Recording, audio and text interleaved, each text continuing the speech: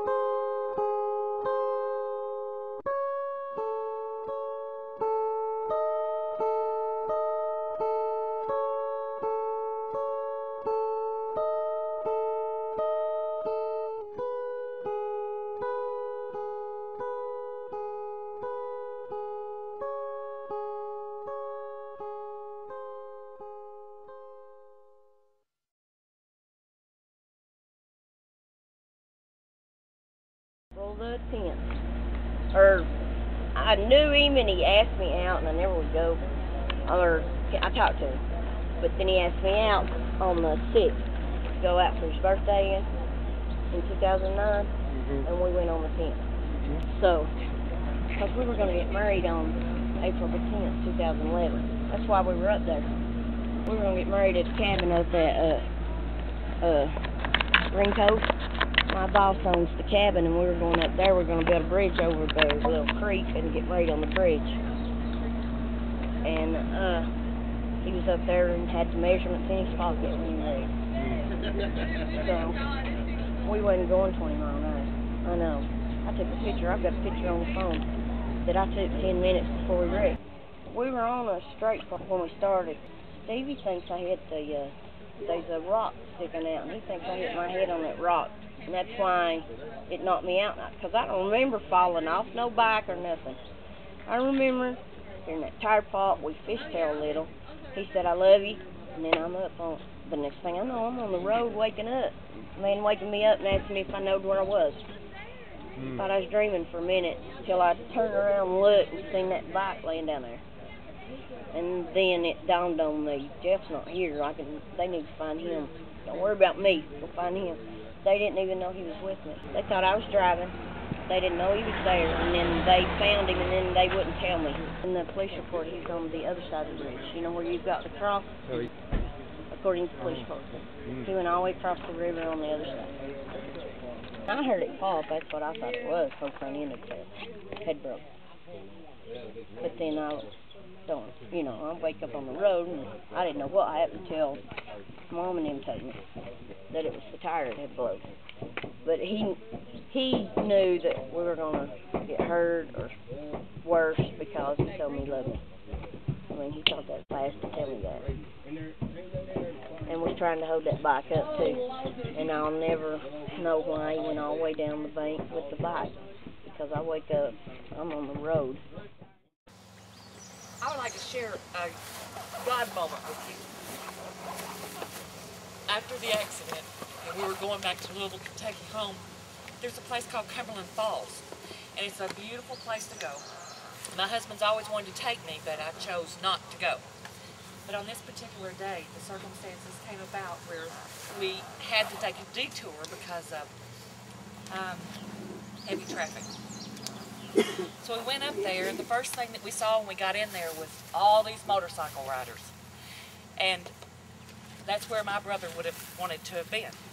I don't ride motorcycles, but they all looked happy. So we went up and we looked at the falls, and it's definitely a place where God is. He's all around, but there's certain places where you just feel Him. So as we were leaving, there was this beautiful music coming where we thought it was speakers in the woods. And it's those wood flutes that the Indians used to play. And those were the songs that we were hearing. And Emily looked up and she said, Mom, look, there's a guy up there playing a flute. So we walked up there to listen. And we stood there for a while, and he played what we thought were Indian tunes. And he stopped and he looked at us, and so I asked him, I said, do you mind if we stand here and just listen? He said, that's fine. My brother's favorite song was Amazing Grace. And that old Indian man began to play Amazing Grace. So we all cried for a long time. But when he was finished, we walked up and met each other, and he embraced me and I embraced him, and he said to me, your brother's spirit is alive. He's here. And since then, I have made it a point to see where God wants me to see and understand what it is, why things are the way it is.